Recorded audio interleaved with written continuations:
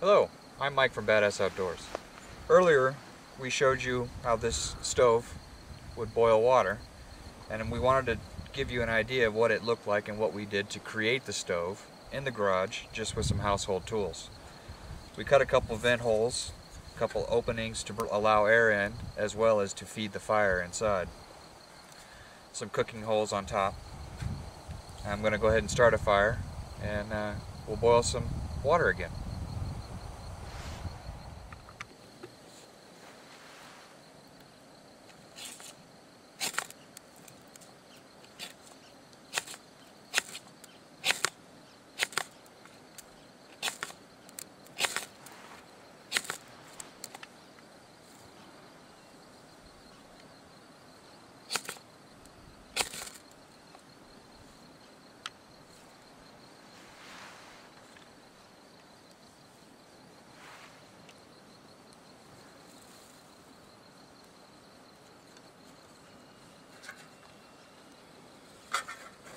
Hey Mike. Hi.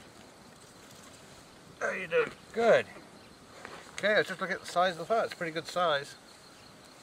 It's one of the things I've had a gripe about with all these TV survival shows. You notice how nearly every one of them has this huge fire going, you're wasting all the fire resources. Yeah. So you can spend all day collecting fuel. Right. I've been sort of instructing survival programs with kids at camp, with some military people.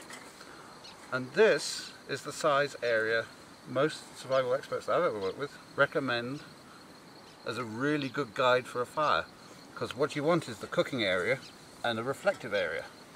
That's what's going to save your life. What are you doing, Mike? Well, we made this stove in the garage and we're out camping and we're checking it out, testing it, see what we can come up with. So what we're going to do is we're going to boil some river water so that we can make some coffee. What are you up to, Bob? Well, I'm interested to see how effective fire structure is. And as I said before, when you have a small fire area, about this size, generally, that's about enough to keep most people alive. It means you're using minimum energy to go collect your firewood. And if you bank up a reflective wall like this, all that heat is going to go to what you're cooking or you're heating, or to you. Everybody knows, reflective heat is just as good as any other heat. It's how you generate it.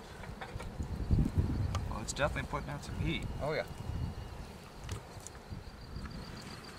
Well, I'm really sort of on this kick to try and minimize the amount of energy people have to put out to keep themselves alive. Uh-huh.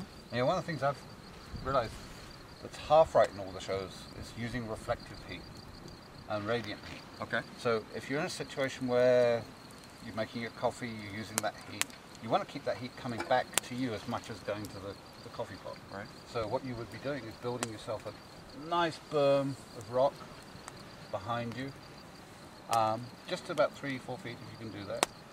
Yes, it's going to use a bit of energy, but it's going to use less energy. Have it done, have a smaller fire, and feed the fire that feeds the heat, and the heat will keep you going. Okay. Although obviously here in Arizona that's not a big issue most of the year. We do have summers and we do have winters. Absolutely. So Bob, a small fire, maybe picking a location with a wall behind me so that I'm not expending energy to build the wall, and then I can still... That's a definite win-win. Yeah. Now one of the things we didn't talk about is the actual structure that we're doing. We got the size down, this old space here, but one of the things I always do when I'm going to make a cook surface is make a trench coming out from the fire, because everybody knows the one thing that the fire needs aside from wood is Air. And that's all for now. I'm Bob from Badass Outdoors. And I'm Mike from Badass Outdoors. Hello, I'm Mike from Badass Outdoors. Hi, I'm Alora from Badass Outdoors. Hi, I'm Bob from Horizon Tracking Service. I'm Marie from Badass Outdoors. And I'm Matt from Badass Outdoors. And we just backpacked the Verde River.